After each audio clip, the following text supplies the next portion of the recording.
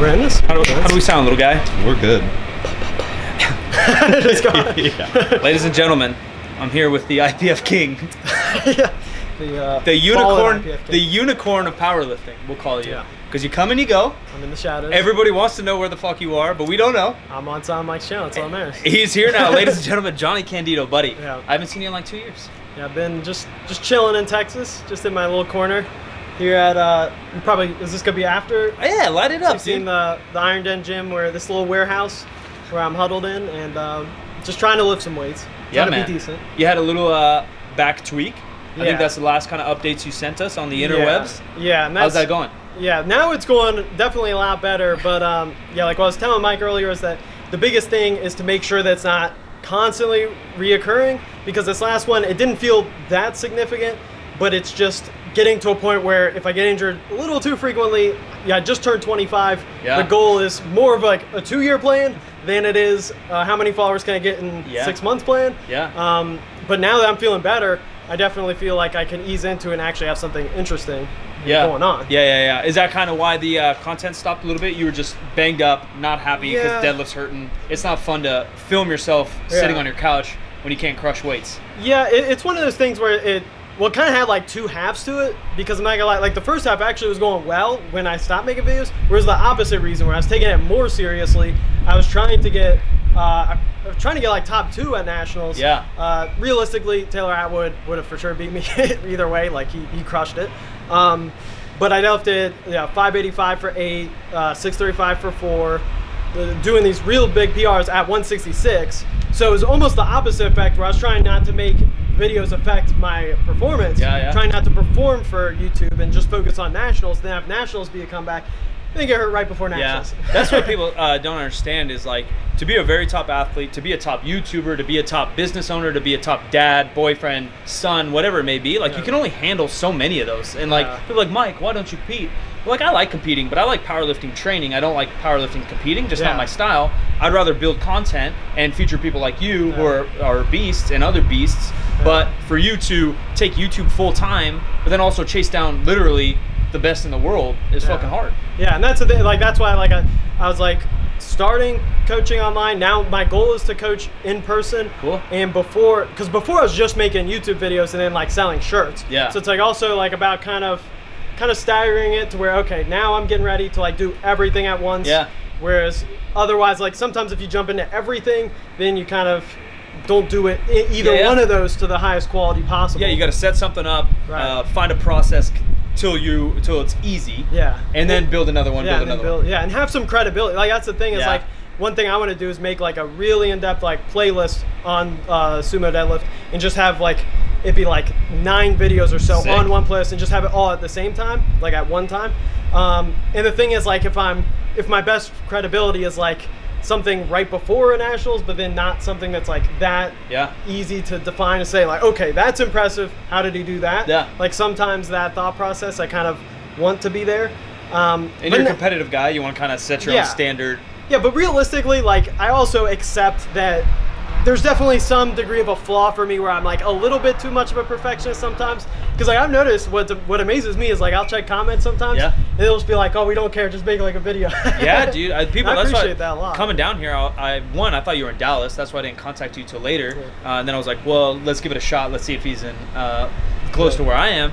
But people love you. People love your programming, and I'm sure you've written better programs than your 6 week. That's like a good program, but it's not your brainchild forever, but it caught fire because it's solid programming. People like you, and people get attached to you as your content maker, not you as a 650-pound deadlifter. Right, exactly. And that's the thing that I think has made it stick so much. Now I don't want to take it for granted. Like if I come back and I get like 7,000 views, I'll accept it. Yeah. Hey, but that's 7,000 people that really love you. Right, exactly. And on Instagram, people really still care. So the fact that it's stuck that much, I think, shows that people really did appreciate things like making the 6-week program for free, like with the option to donate. Yeah. So you're telling me you're coming back to YouTube. That's basically what you're saying right now? That is what I'm saying. I'm taking my talents to YouTube.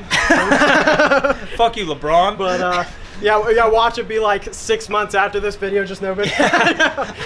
We'll hype it up. Yeah, because right now I'm gonna be at the point where I'm 186. I should be able to deadlift like 585, so 6 plates for 4 reps next week.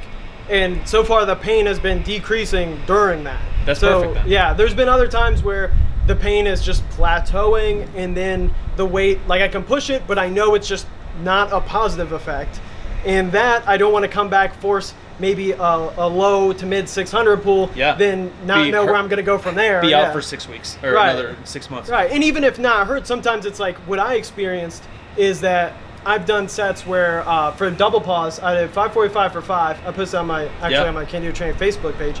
But when I was doing that, I was doing 1 top set, and the back off work was literally like 405. Yeah. And because my endurance was just not there, and it was hard. Yeah. Whereas now I'm getting to that point where I'm able to do like 3x6 with 455 after 6 plates, then do 475 for back off, like to where the meat of it is a little bit higher, and rather than just 1 set. Feeling a little bit more like yourself. Yeah, exactly. And you know, I'm not gonna lie, it's really tough because, especially when you're so focused on one thing, it kind of like shakes your identity in a way. Yeah. And you don't want the reputation, especially in terms of how you apply programming. You don't want to be the guy who's like always snapping up. Like you wanna project yourself positively, but at the same time, you know, with powerlifting, nothing's really guaranteed. Right. You could have the perfect program, the perfect genetics, and you could still rip a hamstring. Right. Like shit just happens. Yeah, that's what's kind of ironic is like, so I stopped making videos during my squat program. So I think a lot of people assumed I got hurt during that. Yeah. Because I was going like stupid hard on that.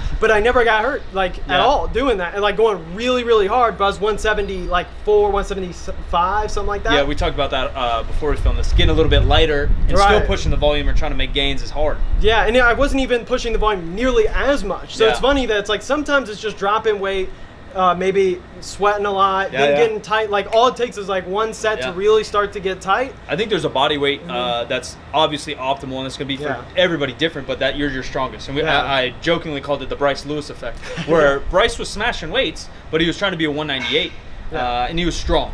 But now Bryce was like, fuck it, I'm going to get a little fluffy, and I'm going to be 225, and now he's potentially going to break world records, like real strong, you know? And so maybe for you, sadly, you're just stuck at 180, and now you're a 183 guy forever. And that's where I found myself too. I was like, man, if I really want to chase strength, I'm going to have to weigh 220. But I just don't want to do that, so that's not my goal. But yeah, the way I see it, and yeah, a lot of times it's like certain calculator risks where I think one of the reasons why, you know, I was pushing it weight-wise was to say, okay, my best shot at winning nationals, like because if we're talking before I made that decision, was definitely going to be 163. Like, that'd definitely be the best, you know, chance. So like if obviously I wouldn't want to risk actually getting hurt. Like if I knew I was going to get hurt, of course I wouldn't. Hindsight. But like if you're going to push it, this is kind of the time that made sense in a way. Yeah. Because it's only going to get harder. The competition is going to get a lot better. It's getting insane. I mean, it's getting to where I think what you're already seeing now on YouTube is there's becoming this greater schism between athlete and YouTuber. Where you're not going to see as many guys with great YouTube channels who are also winning nationals. I'm looking 5 years back, kind of when I got on YouTube, not my own channel, but I would have been probably top 3 at nationals. But now, I'm lucky if I break top 10. You know, and that's over 3-4 years. Yeah, exactly. I mean, it's crazy. I'll tell you what the craziest meet is, and in 2014 nationals. Now this is what, like probably the worst meet of my life relative to expectations. Yeah. I literally totaled like 1455 or something. So the following like year, I was able to do a 3-rep pause test on each lift and out total it. Like it was that bad of a meet. Yeah. And I won nationals at 181 or 183 as a junior. Right. With 14, like you're talking, if you get 1400s, you're probably getting like 10. I was gonna say 12, now those totals 14. Are 1550 to 16 maybe. Yeah, like it really. No, I think it's gonna be a couple of guys like over 1700 or something. Like for one, that's insane. Insanely strong. And the other thing, you know, we won't dive in this too much, but the numbers at these USAPL Nationals and IPF are starting to creep on other federations. Oh yeah. Yeah, like fast. Yeah, very quickly. I mean, I think I've seen a comparison between the USAPL and USPA, because now it's separating more into just 2. Yeah. And I think it's like straight up 50-50. It's very, very close. And especially if you go lift by lift, it probably is definitely 50-50. Total, maybe the USPA might take it a little bit more, but I'm not even sure. Yeah. So what's going on right now? So we just benched a little bit. Yep. Your bench is going pretty decent? Yeah, it's going pretty well. See, now I do plan on using the video of my max out, so maybe I shouldn't say exact number. Yeah, don't say my bench is definitely you guys already know progressing. Candido. His channel will obviously be in there if you don't know Candido, but he's making the fucking comeback, and he'll have bench footage on his. Making the gains. See, and that...